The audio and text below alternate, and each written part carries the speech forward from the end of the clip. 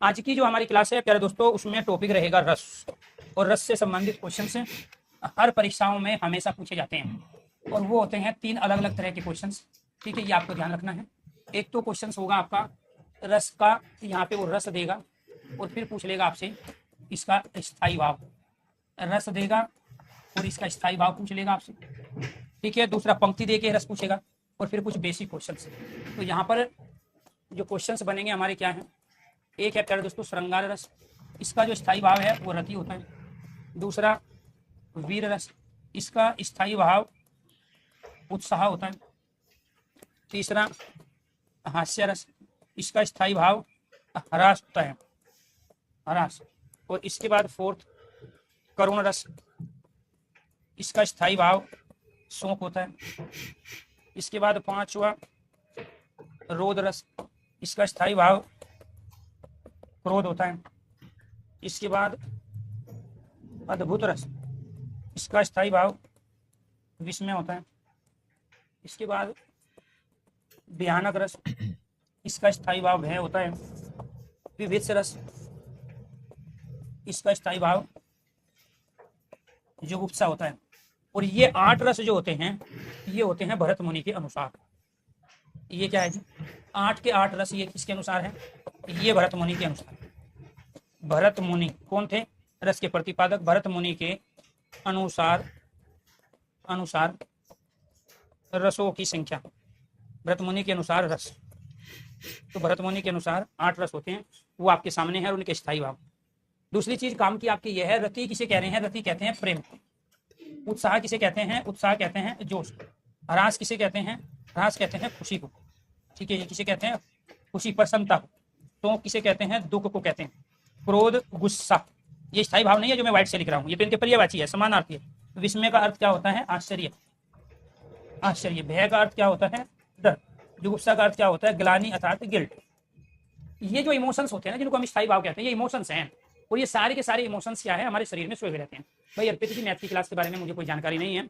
ठीक है, मेरी क्लास घर से होती है, और रस वाला टॉपिक जो कि हिंदी का है मैं वो करा रहा हूँ। तो मैथ की क्लास के बारे में आप मैथ की क्लास में बात करें, ठीक है, और हिंदी की क्लास में आप हिंदी की बात करें, तो मेरे और आपके दोनों के लिए अच्छा है। और एक ही कमेंट को एक बार करें, 2 बार 3 बार अच्छा लगता है, लेकिन 3 से ज्यादा बार एक ही कमेंट को रिपीट करते हैं तो वो बंदर की प्रवृत्ति कहलाती है। यानी कि जब किसी चीज को हद से ज्यादा रिपीट कर देते हैं तो वो अपने आप में इंसान का लक्षण नहीं है, इंसान का गुण नहीं है। ठीक है, तो ये आपको ध्यान रखना है। तो ये क्या है, सब कुछ मिलेगा आपको। ठीक है, और ऑफिस में सारे जो है कर्मचारी आज आ जाएंगे, और वो भी 10 बजे तक।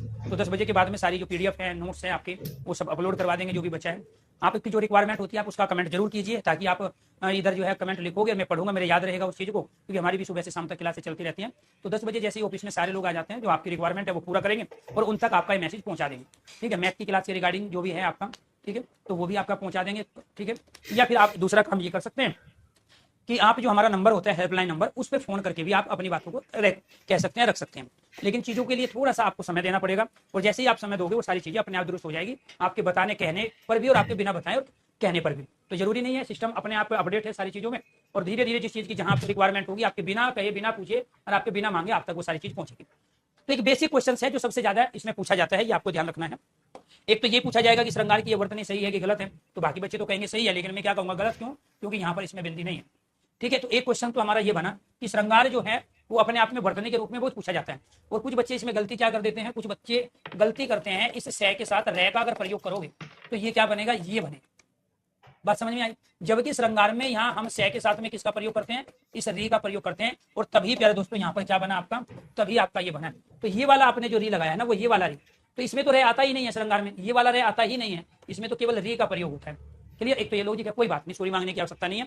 मैंने कहा आप एक बार कमेंट करो, 2 बार करो, सारे कमेंट पढ़ने में आते हैं, क्योंकि कमेंट की स्क्रीन बड़ी लगी होती है, और एक साथ 10 कमेंट दिखाई दे, 10 से ज्यादा बच्चों के दिखाई नहीं देंगे, फिर आगे वो चलते रहते हैं। तो हमें पढ़ाते हुए इतना लंबा समय हो गया है कि बच्चे का कमेंट अगर कुछ सेकंड के लिए भी हमारे सामने है तो हम उसको पढ़ लेते हैं, लेकिन हर बच्चे का कमेंट पढ़ के आपको सुना है कि मैंने आपका कमेंट पढ़ लिया, आपका कमेंट ये है, तो उसमें समय बर्बाद ज्यादा होता है और काम कम होता है, वो काम हम यहाँ करेंगे नहीं। तो इसलिए आपके पास 2 ऑप्शन हैं कि आप अपनी बातों को रख दो, ठीक है, हम मैनेजमेंट तक आपकी चीजों को पहुंचा देंगे। ठीक है, चलो जी, तो ये क्या है, रस है। अब स्थायी भाव क्या हो गया जी इसका, यहाँ पे श्रृंगार, रति है, वीर है। तो आज की जो डेट है प्यारे दोस्तों 5 तारीख है, क्योंकि बहुत सारे बच्चों को बहुत सारी परेशानी रहती है और हम ये चाहते हैं कि आप मैच्योरिटी के साथ पढ़े।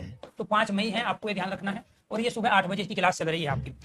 तो यहाँ पर रति क्या है, रति एक प्रेम है। वो प्रेम जरूरी नहीं हो किसी व्यक्ति के प्रति ही, वो जानवरों के प्रति भी हो सकता है, वस्तुओं के, पदार्थों के प्रति भी हो सकता है। यानी कि वो केवल नायक नायिका वाला प्रेम नहीं है, वो एक इंसान का किसी दूसरी वस्तु पदार्थ के प्रति हो सकता है, वो खाने के प्रति भी हो सकता है। ठीक है, तो यहाँ पर रति प्रेम को कह रहे हैं, उत्साह जोश को है, हास खुशी है, शोक दुख है, क्रोध जो है यहाँ पे गुस्सा है, जिसमें आश्चर्य है। यहाँ पर चीजों को जो है चमत्कारिक जो घटनाएं होती है, संभव कार्य को संभव करके जहां दिखाया जाता है वो विस्मय। भय डर को कहते हैं, जुगुप्सा क्या कहते हैं, ग्लानि को। लेकिन हिंदी में जो रस की संख्या होती है, हिंदी में प्यारे दोस्तों रस होते हैं हमारे 9, और हिंदी में जो 9 रस होते हैं वो 9वां रस क्या है, वो शांत रस है। इनको डिटेल से पढ़ेंगे अभी हम। 9वां रस क्या है, शांत रस है, और इसका स्थायी भाव निर्वेद है। और निर्वेद जो स्थिति है वो क्या है, वो जितेंद्रिय होती है, यानी कि जिसने अपनी इंद्रियों को जीत लिया, जिसने अपनी इंद्रियों को जीत लिया, इसी की स्थिति को हम क्या कहते हैं, समन की स्थिति कहते हैं, जहाँ कोई इच्छा से ना रहे, यानी कि कोई इच्छा ही ना बचे, तो वो क्या कहलाती है, वो स्थिति कहलाती है निर्वेद। तो हिंदी में क्या कहा जाता है, हिंदी में कहा जाता है नव रस, अर्थात हिंदी में रसों की संख्या 9 होती है। हिंदी में कुल रस, तो हिंदी में कुल रस कितने होंगे जी, 9। लेकिन इसके बाद हमारा एक रस होता है प्यारे दोस्तों, 10वां वात्सल्य, वात्सल्य रस। वात्सल्य कहाँ है, वत्सलता में है। वत्सलता किसे कहते हैं, ममता को कहते हैं, जहां माता पिता का बच्चों के प्रति प्रेम है। ये 10 रस किसमें माने जाते हैं, ये 10 रस पाली में है, प्राकृत में भी है और अपभ्रंश में भी है। तो पाली, प्राकृत, अपभ्रंश में जो कुल रस होते हैं, कुल रस, उनकी संख्या कितनी होती है, 10 होती है, ये 10। इसके बाद प्यारे दोस्तों एक रस होता है हमारा 11वां, वो क्या है, भक्ति रस है। 11वां रस क्या है, भक्ति रस, और ये क्या है, भक्ति के विषयक प्रेम, इसका स्थायी भाव है, भक्ति विषयक प्रेम। भक्ति विषयक प्रेम किसको कह रहे हैं, किसी भगत का भगवान के प्रति जो प्रेम है, श्रद्धा है, आस्था है, उसको भक्ति विषयक प्रेम। तो ये कहाँ होते हैं, ठीक है, संस्कृत में रसों की संख्या, संस्कृत में कुल रस कितने हैं जी, 11 है। कुल रसों की संख्या कितनी है, कुल रसों की संख्या, दोनों में से कोई भी क्वेश्चन आए। अब वो हिंदी में कुल रस पूछ रहा है तो आप क्या कहोगे, हिंदी में कुल रस तो 9 है, हिंदी शब्द का प्रयोग नहीं कर रहा है, वो कह रहा है कुल रस की संख्या बताओ। ऑप्शन में 9 भी है, आंसर क्या है आपका 11 है। संस्कृत में भी रस 11 होते हैं। तो आचार्य भरत मुनि ने ये इन 11 की चर्चा की है, लेकिन फिर उन्होंने ये कहा कि ये जो भक्ति रस है ये तो प्रेम है, और जो वात्सलता है ये भी प्रेम है। तो इन दोनों को 10वें और 11वें को किसमें मान लिया उन्होंने, श्रृंगार रस में, रति में, क्योंकि रति तो प्रेम कहलाता है ना, तो प्रेम अलग अलग हो नहीं सकता, इसलिए भक्ति रस और वात्सल्य रस को किसके अंदर काउंट कर लिया जाता है, वात्सल्य रस के अंतर्गत। और शांत को रस इसलिए नहीं माना क्योंकि साधु सन्यासियों में होता है। तो साधु सन्यासियों के विषय क्या होते हैं, जीवात्मा, परमात्मा, मोह माया से दूर, ठीक है, मुक्ति। अब इन सब विषयों में कभी आनंद आता ही नहीं है, रस का शाब्दिक अर्थ आनंद होता है, तो जब रस आनंद कहलाता है और किसी साधु सन्यासी तपस्वी मुनि साधुओं को देखकर या उनके विषयों को देखकर, क्योंकि आत्मा परमात्मा से मिलन की बात होता है, जीवन से मुक्ति की बात होता है, मोह माया से दूर होने की बात होती है, वहां कोई भी आदमी आनंद का अनुभव नहीं करेगा, इसलिए उन्होंने शांत को भी रस नहीं माना। और भरत मुनि के अनुसार रसों की संख्या बच गई 8। लेकिन हिंदी वाले आचार्य ये कह रहे हैं कि नहीं, यहाँ शांत भी रस होता है, क्योंकि वो इमोशन से हमारे शरीर में सोया हुआ रहता है। तो जिनको हम स्थायी भाव कह रहे हैं, वो स्थायी भाव जैसे ही किसी भी प्राणी ने, चाहे वो पशु हो या पक्षी हो या इंसान हो, जन्म लिया, ये सारे इमोशन उसके साथ जुड़े होते हैं। अब वो सामने वाले के ऊपर निर्भर करता है कि वो कहाँ किस एटमोस्फेयर में किस तरह का अनुभव कर रहा है, उसके हृदय में जो अनुभूति है वो किस तरह की है। एक ही फिल्म देख के एक आदमी रोने लगता है, दूसरा आदमी वहां नहीं रोता है, रोने की घटना सीनों पे। एक फिल्म में देख के आदमी जोश में आ जाता है, खड़ा हो जाता है, ताली बजाने लगता है, और एक आदमी उसको केवल मनोरंजन के रूप में नॉर्मल तरीके से देख रहा है। यानी कि एक ही स्थिति परिस्थिति अलग अलग व्यक्तियों में अलग अलग आनंद की अनुभूति कराती है। तो रस क्या है, एटमोस्फेयर पर डिपेंड है, कहाँ अनुभव करेगा, इंसान अनुभव करेगा, कहाँ अपने दिल में अनुभव करेगा, क्योंकि इसको हम आनंद की अनुभूति कह रहे हैं। तो दूसरी चीज आपको ध्यान रखना है, बहुत सारे नाटक, बहुत सारी फिल्में जब आप देखते हो, तो वे नाटक फिल्म में मुख्य रस कोई ना कोई एक होता है, लेकिन उसके साथ साथ भी और दूसरे रस चलते रहते हैं। तो यहाँ जो ये स्थिति बनती है कि आपको कभी किसी से प्रेम हो रहा है, कभी आप जोश में आ रहे हो, कभी आपको खुशी मिल रही है, तो कभी दुख है, कभी गुस्सा आ रहा है, तो कभी आप आश्चर्य कर रहे हो, ठीक है, कभी आपको डर लग रहा है, तो कभी आपको गिल्टी फील हो रही है। तो ये सारी दोस्तों, ठीक है, जो आपके शरीर में थे, लेकिन जैसे ही आपके सामने एटमोस्फेयर स्थिति आई, उसी के अनुसार ये जागृत हो गए। क्लियर? तो ये थे जी आपके रस और उनके स्थायी भाव। और पूछा जाएगा आपसे भरत मुनि के अनुसार रस कितने, आप कहोगे 8 हैं। फिर पूछा जाएगा आपसे हिंदी में कितने रस होते हैं, 9। पाली प्राकृत अपभ्रंश में 10 होते हैं। 11 रस कहाँ होते हैं, संस्कृत में। कुल रसों की संख्या कितनी होती है, वो भी होती है 11। अब इन एक एक रस को यहाँ पर आप लीजिए, उसके बाद में थोड़ा सा चलते हैं डिटेल से। दूसरे जो क्वेश्चन है वो कैसे पूछा जाएगा, यहाँ लेगा वो पहला रस है आपका, और वो है श्रृंगार रस। और स्थायी भाव क्या है, रति। रति किसे कह रहे हैं, प्रेम को कह रहे हैं। रति किसे कह रहे हैं, प्रेम को कह रहे हैं। तो क्या है जी यहाँ पे श्रृंगार रस के भेद। तो श्रृंगार रस के भेद कितने हैं, 2 हैं। एक संयोग की स्थिति है, संयोग श्रृंगार, और दूसरी स्थिति किसकी है, वियोग की है। संयोग श्रृंगार, वियोग श्रृंगार। वियोग का दूसरा नाम क्या है जी, विप्रलंबन श्रृंगार। वियोग का दूसरा नाम क्या है, विप्रलंबन श्रृंगार। ठीक है जी, ये आपको ध्यान रखना है।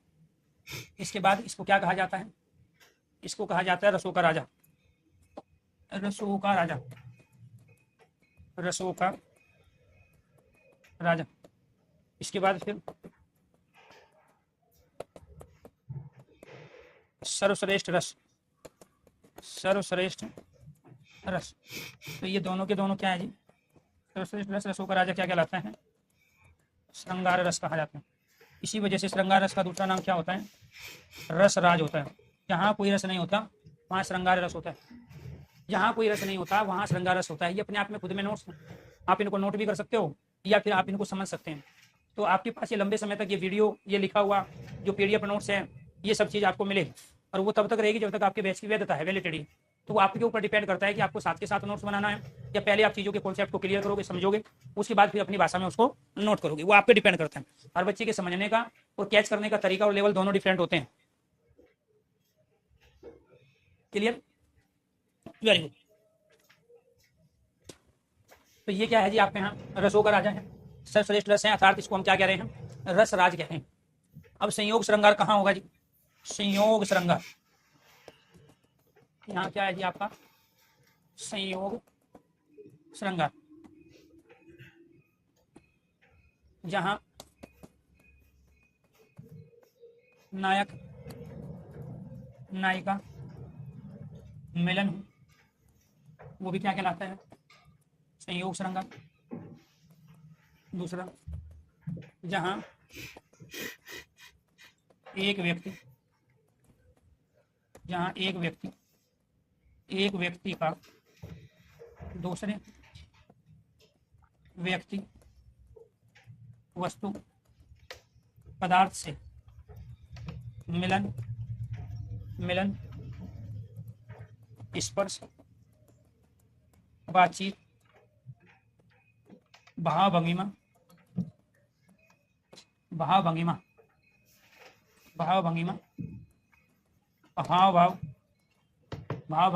भाव ये द्वारा, भाव भंगिमा, स्पर्श, बातचीत, भाव भंगिमा ये द्वारा भाव भंगिमाओं के द्वारा संकेतों के माध्यम से संकेत माध्यम से बातचीत हो वो क्या कहला रहे हैं? संयोग श्रृंगार। कैसे? जैसे बतरस लालच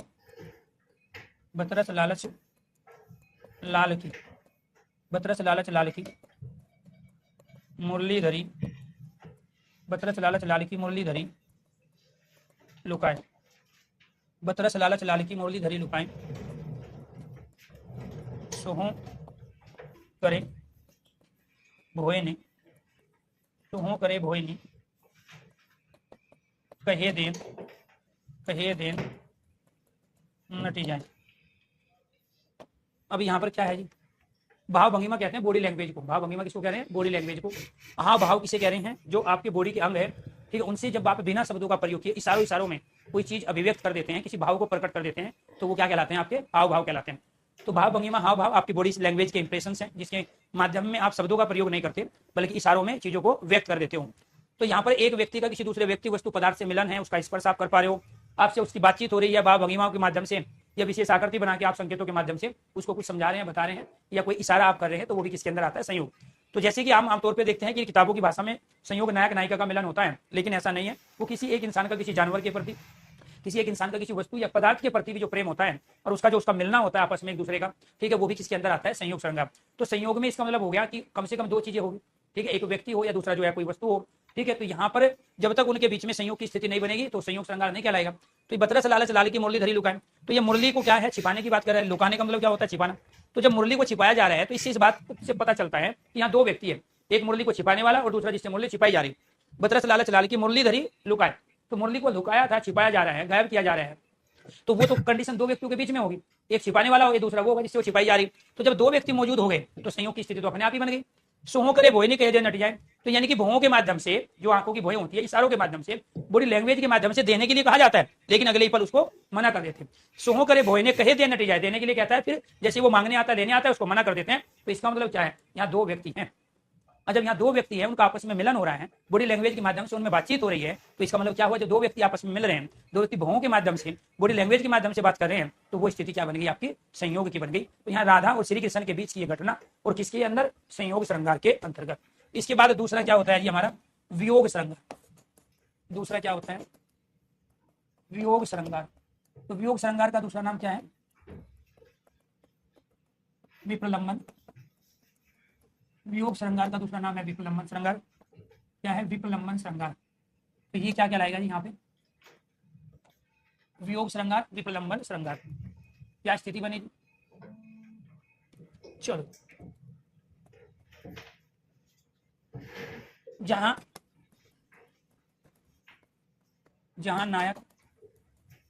नायक नायिका का कुछ समय के लिए अलगाव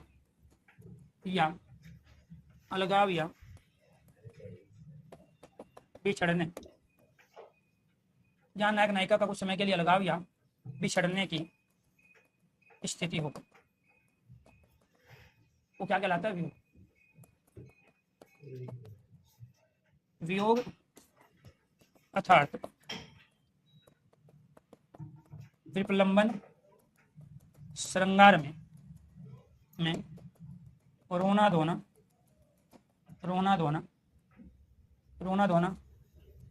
होता है, रोना धोना होता है, परंतु वस्तु पदार्थ प्राणी के मिलन की उम्मीद रहती है। और जब उम्मीद समाप्त हो जाए तो यही सेम कंडीशन कर्म रस की हो जाएगी, वस्तु पदार्थ प्राणी के मिलन की। ठीक है जी, ये आपको ध्यान रखना। वियोग अर्थात विप्रलंबन, वियोग अर्थात विप्रलंबन,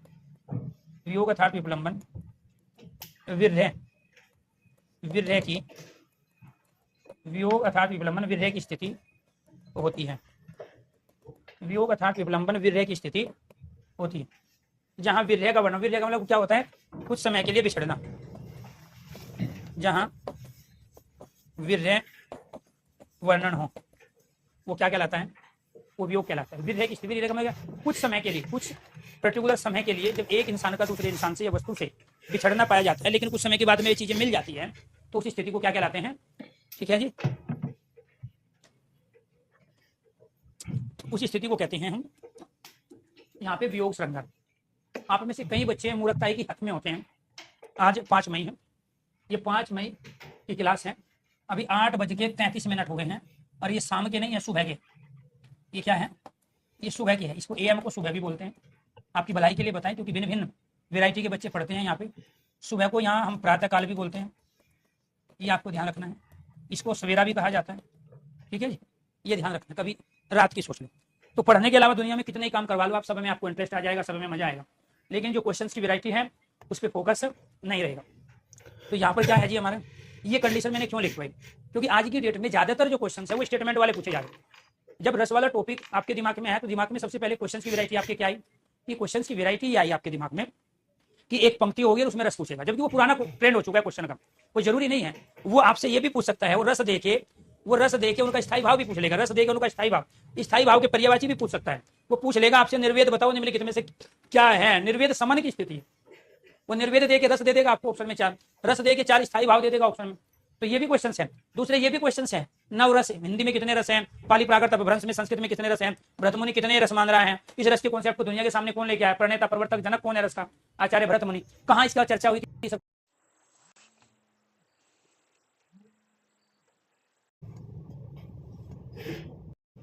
जिसको पंचम वेद माना जाता है, ठीक है। तो फिर आपसे पूछेगा इस श्रृंगार के का जो स्थायी भाव रति है, उस रति को क्या कहते हैं? प्रेम कहेंगे, करुणा कहेंगे, दया कहेंगे, ममता कहेंगे। तो इस तरीके से आपको ध्यान रखना है, रस अपने आप में फीलिंग है। तो जब ये जो पंक्तियां यहाँ दी गई है, तो ये सारे बेसिक क्वेश्चन हैं जो आपको करा रहे हैं। श्रृंगार रस को रसराज कहते हैं, रसों का राजा कौन है? श्रृंगार है। सरस्वती रस किसको कहते हैं? श्रृंगार को कहते हैं। इसके भेद कितने हैं? 2 है, संयोग और वियोग। वियोग का दूसरा नाम क्या है? विप्रलंबन श्रृंगार है। फिर आपको संयोग और वियोग की स्थिति बता रहे हैं। अब ये ब्रज भाषा में लिखा हुआ है, और बहुत सारे बच्चे ऐसे जो ब्रजभाषी नहीं है, वो अवधी को जानते हैं, कोई भोजपुरी को जानता है, कोई खड़ी बोली को जानता है, तो कोई बुंदेली को जानता है, तो कोई बुगेली को जानता है। तो आपके अलग अलग एरिया में अलग अलग बोली का प्रयोग हो रहा है। तो जो ब्रजभाषी है वो तो अर्थ निकाल लेंगे, लेकिन जो ब्रजभाषी नहीं है, जो अवध का रहने वाला है, जो भोजपुरी क्षेत्र से है, जो खड़ी बोली वाले क्षेत्र से है, जो बघेली बुंदेली वाले क्षेत्र से है, तो वो इनसे अर्थ नहीं निकालेगा। तो फिर क्या करना है? अनुभूति करनी है। अनुभूति का मतलब क्या है? पढ़ने के बाद में जो आप फील कर रहे हो, रस क्या है? आनंद की अनुभूति। और वो आनंद की अनुभूति कैसे करोगे? आप पढ़कर, सुनकर या देखकर। तो यहाँ आपको पढ़ के करनी है। बतरस लालच लाल की मुरलीधरी लुकाए, सो करे भोय नहीं कहे दिया नट जाए। ये पढ़ने के बाद में 4 ऑप्शन आपको मिल गए। एक ऑप्शन दे दिया उसने वीर रस, एक दे दिया भयानक रस, एक दे दिया करुण रस, एक दे दिया श्रृंगार। तो इसमें भयानक डरने की कोई बात हुई है? नहीं हुई, तो भयानक नहीं होगा। जोश की कोई बात हुई है? नहीं हुई, तो उत्साह तो नहीं है, तो इसका मतलब वीर रस भी नहीं है। तो ऐसे ही आप आंसर टेली करके भी आंसर दे सकते हैं। दूसरा, ये जो तमाम जो कंडीशन स्टेटमेंट बताई ना, इनका वर्णन है इसमें।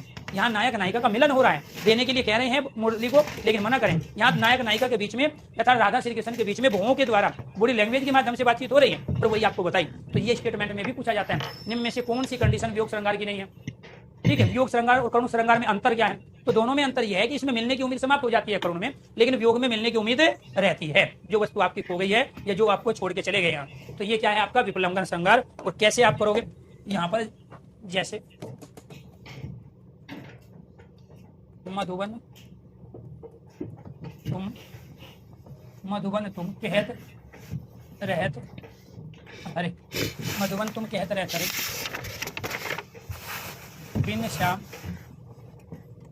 बिन श्याम सुंदर के तुम क्यों ने। तो ये आपको ध्यान रखना। अब इसमें मान के चलो आपको अर्थ नहीं पता है, तो आपको आवश्यकता भी नहीं है, इसको पढ़ो। पढ़ने के बाद आपको यहाँ पे 4 ऑप्शन दे दिए उसने, ठीक है। उसने एक क्या कहा? एक ऑप्शन कहा इसमें करुण रस। क्या है जी? करुण रस।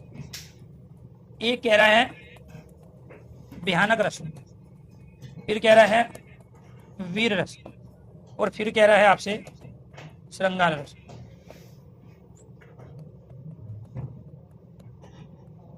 चार ऑप्शन आपको दे दिया, आपको अर्थ नहीं आता है, ना आपको ये पता है मधुबन क्या है, ना आपको यहाँ ही पता श्याम सुंदर क्या है, तब आंसर कैसे दोगे? इसको पढ़ने के बाद में जो आपने फील किया। तो पढ़ने के बाद फील क्या हो रहा है जी आपको? यहाँ पे रोने धोने की कोई बात हुई है? आपको रोना आ रहा है? यहाँ डरने की कोई बात है? कोई भी हिंसक जीव जंतु हो, जहरीला प्राणी हो, ठीक है, अंधेरी रात हो, सुनसान जगह हो, किस चीज से आपको डर लगता है? इसके बाद जब करुण की कोई कंडीशन नहीं है, भयानक डर की कोई कंडीशन नहीं है, उत्साह जोश की कोई कंडीशन नहीं कि आप इसको पढ़ने के बाद जोश में आ गए। जैसे अगर मेरे को वीर तुम बढ़े चलो, धीर तुम बढ़े चलो, सामने पहाड़ हो, सिर की दाढ़ हो, तो ये तो जोश वाला काम हुआ ना। तो वो भी यहाँ कंडीशन नहीं, तो जो बच गया वो आपका आंसर हुआ। एक तरीका आंसर टेली करके आंसर देना, फीलिंग महसूस करके उसको पढ़ने के बाद में जो आपने फील किया उसके अनुसार आंसर देना।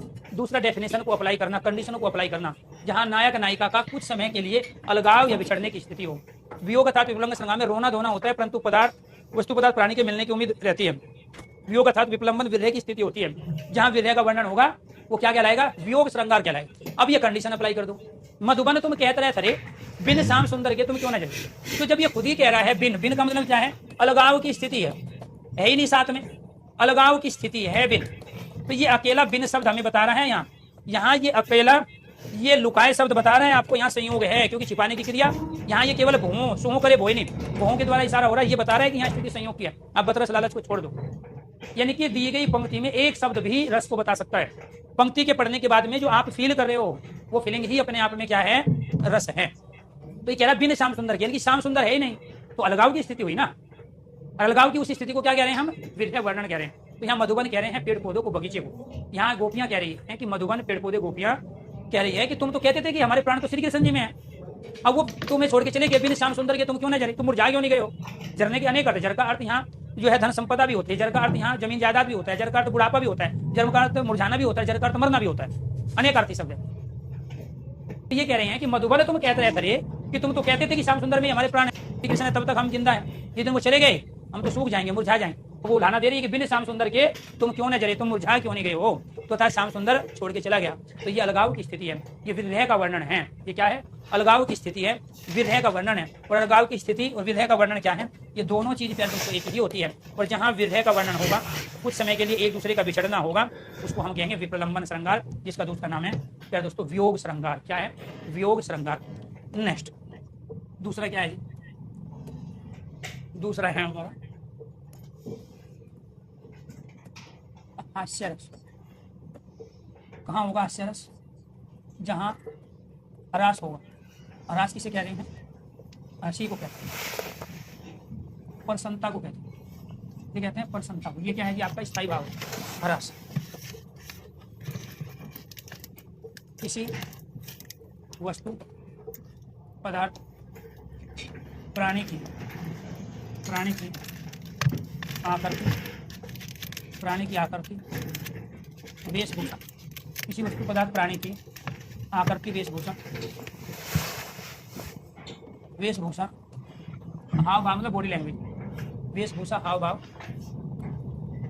क्रियाकलाप,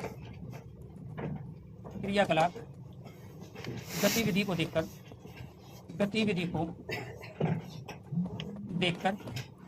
या उसके बारे में सुनकर या पढ़कर,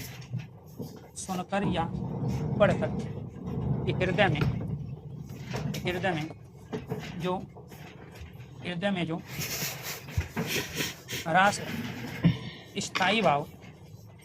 में जो ह्रास स्थायी भाव, अर्थात हंसी, हृदय में जो ह्रास स्थायी भाव हंसी, पढ़कर हृदय में जो ह्रास हंसी स्थायी भाव उत्पन्न हुआ, उससे हास्य रस की निष्पत्ति होती है। अब इसमें 3-4 चीज समझनी है आपको। जब हंसी छूटती है तो उस हंसी का कारण क्या क्या है? उस हंसी का कारण कोई आकृति हो सकती है, वो वस्तु पदार्थ प्राणी। इसमें प्राणी जब हम कह रहे हैं, इसमें इंसान भी आ गए, पशु पक्षी भी आ गए, सारे जीव जंतु आ गए। तो वो किसी की भी आकृति को देख के हंसी छूट सकती है, किसी की वेशभूषा के बारे में सुनकर, पढ़कर, देखकर, किसी के हाव भाव, बॉडी लैंग्वेज के इंप्रेशनों को देखकर, किसी भी क्रियाकलाप और किसी भी गतिविधि को देखकर, उसके बारे में सुनकर या पढ़कर। तो कहने का मतलब ये हुआ कि जो हम आनंद की अनुभूति लेते हैं, या जिस कहे हम जो हंसी का जो कारण है, वो हम देखकर भी फील कर सकते हैं, सुनकर भी कर सकते हैं और पढ़कर भी कर सकते हैं। और ये कहाँ उत्पन्न होगी? सबसे पहले ये हृदय में होगी, दिल में होगी। तो हृदय में जो ह्रास स्थायी भाव उत्पन्न होगा, उससे ह्रास स्थायी भाव से हास्य रस की निष्पत्ति होगी। तो उत्पत्ति क्यों नहीं होगी? क्योंकि उत्पत्ति तो उससे होती है जो एक कारण हो। और जिसके अनेक कारण हो, जैसे पानी और हाइड्रोजन दो से बना है, जल जो है हाइड्रोजन ऑक्सीजन दोनों से बना है, तो उसके दो कारण हो गए। लेकिन जिसके कारण दो से ज्यादा होते हैं उसके लिए हम निष्पत्ति शब्द का प्रयोग करते हैं। हम और आप उत्पन्न हुए माता पिता से, क्योंकि हमारे दो कारण है, एक माता दूसरे पिता। ऐसे गेहूं का दाना जमीन में डालते हैं, पौधा बन के बाहर निकलता है, कोई पेड़ पौधा है तो उसका बीज अपने आप में उसका कारण है। लेकिन जिसके कारण दो से ज्यादा हो उसके लिए हम निष्पत्ति शब्द का प्रयोग करते हैं, क्योंकि रस किसी एक चीज से पैदा नहीं होता, वो विभाव, अनुभाव, संचारी भाव और स्थायी भाव का संयोग है। तो जब उसके कारण ही चार अलग अलग हैं हिंदी के आचार्यों के अनुसार, तो इसलिए हम उसके लिए क्या करते हैं, निष्पत्ति शब्द का प्रयोग करते हैं। अब कैसे, देखिए, जब धूमधाम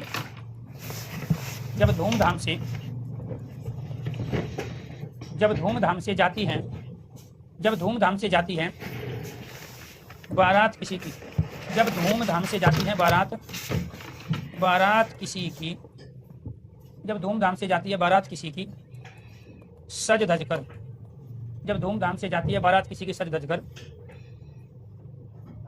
बारात किसी की सज धज कर, मन करता धक्का दे दूल्हे को, धक्का दे दूल्हे को, जा बैठूं घोड़ी पर, मन में ही अपनी शादी होती दिखती है, मन में ही अपनी शादी होती दिखती है। तो ये आपको ध्यान रखना है, जब धूमधाम से जाती है बारात किसी की सज धज कर, मन करता धक्का दे दूल्हे को, जा बैठो घोड़ी पर, सपने में ही या मन में ही अपनी शादी होती दिखती है। तो इसको पढ़ने के बाद में जो हंसी उत्पन्न हुई वो क्या कहलाई, स्थायी भाव। और उस स्थायी भाव से किसका जन्म हो गया, हास्य रस। यानी कि किसी भी चीज को पढ़ने, किसी भी चीज को देखने या किसी भी चीज के बारे में सुनकर अगर आपके हृदय के अंदर, दिल के अंदर हंसी उत्पन्न हो रही है तो उसमें रस कौन सा है, हास्य रस। क्लियर, आगे बढ़ते हैं। तीसरा रस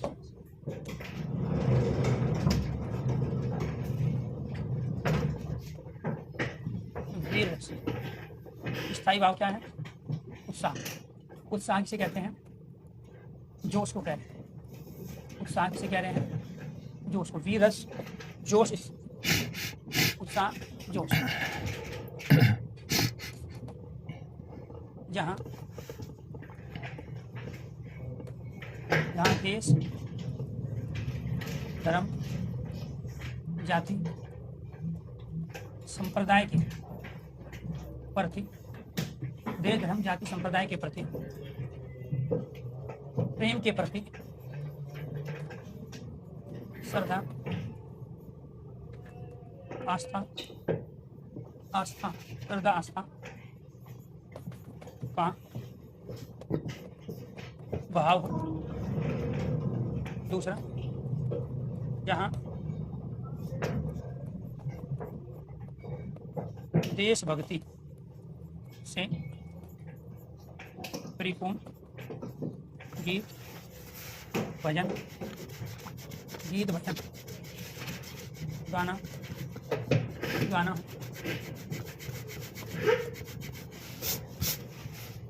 जहाँ शत्रु की अवनति, देश की उन्नति का वर्णन हो, जहाँ होते हुए अत्याचार को रोकने के लिए योद्धा के रूप में प्रस्तुति हो। निज भाषा, जहाँ निज भाषा, देश, समाज पर गौरव करने या गर्व करने, उत्साह संचार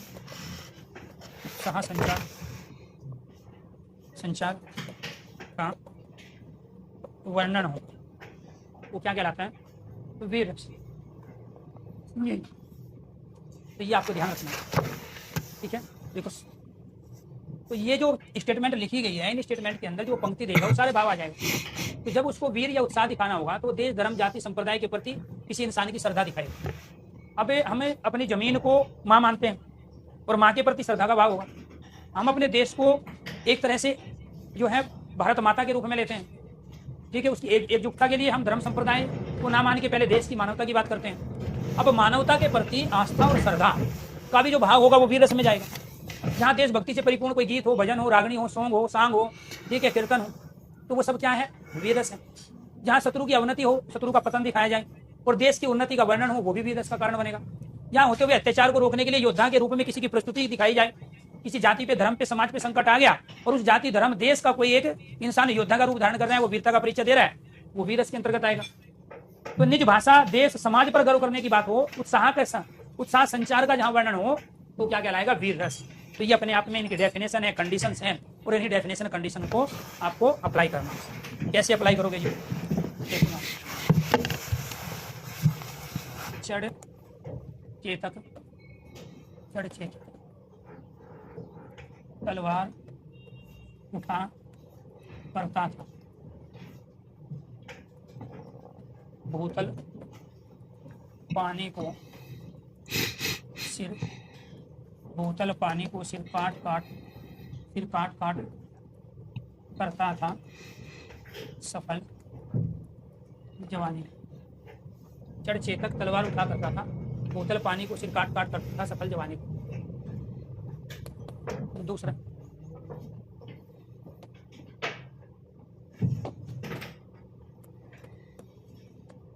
चमक उठी सन 57 में, चमक उठी सन 57 में वह तलवार, चमक उठी सन 57 में वह तलवार पुरानी थी। चमक उठी सन 57 में वह तलवार पुरानी थी। बुंदेले बुंदेले हर बोलो के, बुंदेले हर बोलो के मुंह से, बुंदेले हर बोलो के मुंह से हमने सुनी कहानी थी, हमने सुनी कहानी थी। खूब लड़ी मर्दानी में तो,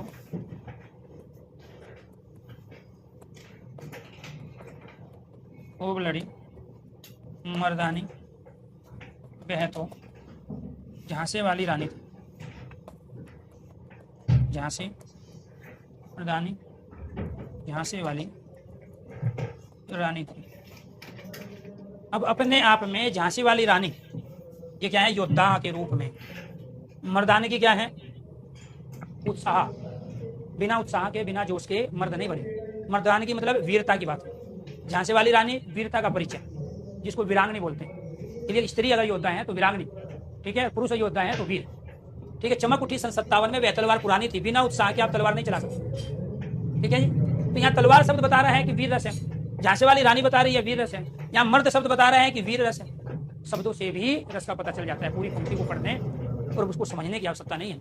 चढ़ चेतक तलवार उठा करता था, तलवार बता रहे हैं कि वीर बिना उत्साह के, बिना जोश के कौन तलवार चलाएगा? भूतल पानी को सिर काट करता था सफल जवानी को, तो यहाँ जवानी बता रही है, तो बिना वीरता के, बिना उत्साह के जवानी नहीं होगी। तो एक शब्द यहाँ जवानी, एक शब्द यहाँ मर्दानी, यहाँ एक शब्द तलवार, केवल इस बात का परिचय दे रहे हैं कि यहाँ भयानक रस नहीं है, इसमें विभिन्न रस भी नहीं है, इसमें श्रृंगार भी नहीं है और इसमें करुण रस भी नहीं है। तो पढ़ने के बाद में जो आपने फील किया, उस फीलिंग को अनुभूति कहते हैं। और हृदय में जो आनंद की अनुभूति आपने की है, या जिस तरह की भी अनुभूति हुई, वो अपनी 11 अलग अलग तरह की अनुभूति है, जो 11 रस है उनके स्थायी भाव है। तो जिस तरह की अनुभूति हुई, उसी अनुभूति के आधार पे आप यहाँ पे रस बताओ, ठीक है। नेक्स्ट पंक्ति, यहाँ क्या है? यह है देश है वीर जवानों का।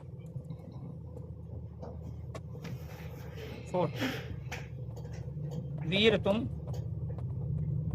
बढ़े चलो, वीर तुम बढ़े चलो। न मुन्ना राही हूं, देश का सिपाही। मैं केवल आपको कंडीशन समझाना चाह रहा हूं। ये अकेला सिपाही शब्द बता देगा ये वीर रस है। ये केवल वीर शब्द बता देगा, यहाँ ये केवल जवान शब्द बता देगा। यानी कि जहाँ वीरता की बात हो, जहाँ वीर आ गया, सिपाही शब्द आ गया। दूसरा, इसको पढ़ो, पढ़ने के बाद हमने कौन सा फील किया, यह देश है वीर जवानों का, अलबेलों का, मस्तानों का, वीर तुम बढ़े चलो, धीर तुम बढ़े चलो, नन्ना मुन्ना राई हूँ देश का सिपाही। जब आप इसको गा रहे हो ना, उस समय भी आप ओज का प्रयोग कर रहे हो। क्या कर रहे हो? ओज। ओज क्या है? गुण है। तो जब आप ओज गुण का प्रयोग कर रहे हो, ओज गुण किसमें आता है? वीर रस का है। वीर रस का है तो आप इससे भी बता सकते हो। ऊपर से जब आप पढ़ रहे हो तो बाकी जो आपको 3 ऑप्शंस मिले हैं, भयानक रस, विविध रस, अद्भुत रस, वो कोई सा भी नहीं है, इसलिए भी ये वीर रस का उदाहरण है। तो आपको 4 ऑप्शंस मिलेंगे और उन 4 ऑप्शंस में से 3 ऐसे होंगे जिसको आप फील ही नहीं कर पाओगे पढ़ने के बाद में। तो जिसको आप फील कर रहे हो वो इसके अंदर रस है। अब मान के चलो कई बार फीलिंग अलग होती है आदमी 18-25 साल का लेकिन दार्शनिक बन जाएगा, फार्म भरेगा एसआई में, पुलिस, सिपाही, कांस्टेबल में, एसएससी, जीडी में, बाकी की दूसरी भर्ती में, लेकिन बनेगा दार्शनिक, कोसो बन जाएगा। तो कई बार ये भी स्थिति बच्चों के साथ आ जाती है। तो आपकी जो एज है उस एज के अनुसार आपके भी अपने रस हैं, तो आपको वही चीज अच्छी लगेगी, उसमें आनंद आएगा आपको। तो इसी का मतलब ये है कि कोई चीज जिसको हम पढ़ रहे हैं, पढ़ने के बाद हम फील कर रहे हैं, कोई चीज हम देख रहे हैं, देखने के बाद हमने कोई चीज महसूस की, या किसी से हमने कोई बात सुनी है, तो उसके बाद में जो हम फील कर पा रहे हैं वो फीलिंग ही अपने आप में स्थायी भाव है। और स्थायी भाव परमानेंट इमोशन है जो प्रत्येक जीव जंतु के शरीर में सोए हुए रहते हैं, लेकिन बाहर की जो चीज है उसको जगा देती है। तो यहाँ पर कौन से रस हो गया? ये वीर रस। अब बाकी जो करेंगे प्यारे दोस्तों कल वाली क्लास में करेंगे। मैं रोज प्रैक्टिस कराता हूँ हिंदी के एक टॉपिक की कैरेबिल स्टेट एग्जाम यूट्यूब चैनल पर। टाइमिंग होता है सुबह मॉर्निंग में 9:30 बजे। तो कैरेबिल स्टेट एग्जाम यूट्यूब चैनल पर आज जो जिस टॉपिक की मैं प्रैक्टिस करा रहा हूँ वो टॉपिक है विशेषण।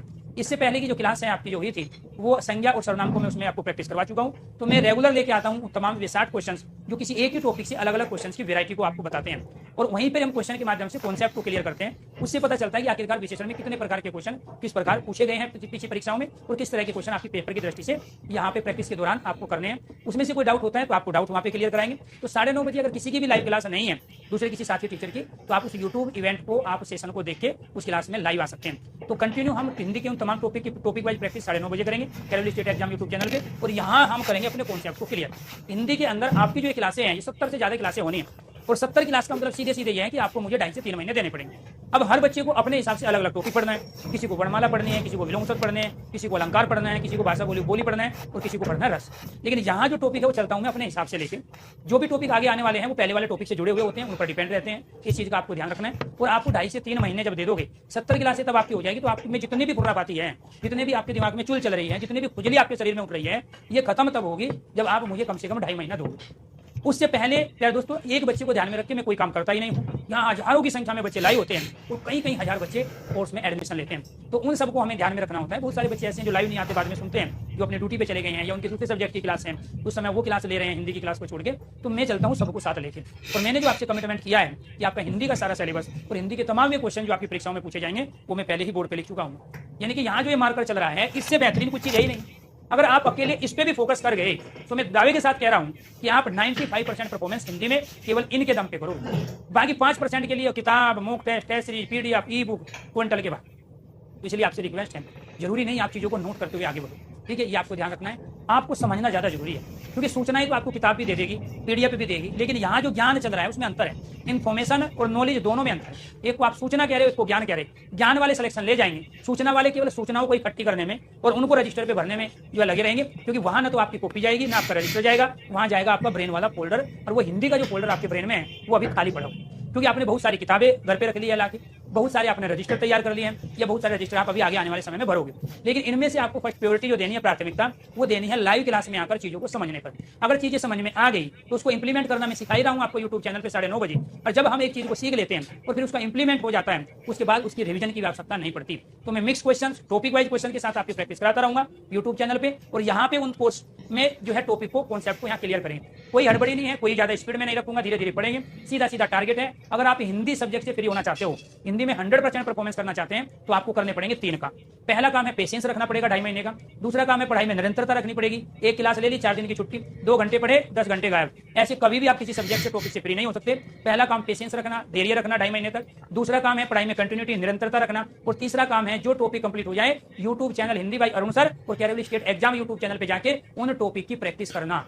अगर ये काम आप करोगे तो मैं दावे के साथ कह रहा हूं कि एक भी क्वेश्चन आपकी परीक्षा में गलत नहीं होगा। लेकिन यही बच्चे मार्क खा जाते हैं, ना वो पढ़ाई में कंटिन्यूटी बना पाएंगे, ना उनके अंदर पेशेंस है। वो अब इतने सीरियस हो गए हैं कि 10 दिन 15 दिन में पूरी हिंदी का ज्ञान उनको चाहिए। और ऐसी कोई भी चीज नहीं है पढ़ाई लिखाई के मामले में जिसका रास्ता छूट जाता हो। आपको मेहनत करनी पड़ेगी, आपको कंटिन्यू साथ रहना पड़ेगा, आपको पेशेंस रखना पड़ेगा और एकाग्रता बना के चीजों को लेकर आगे बढ़ो। बहुत सारे बच्चे लगे रहते हैं पीडीएफ आ जाती तो और अच्छा होता, हम देंगे, थोक के बाद देंगे।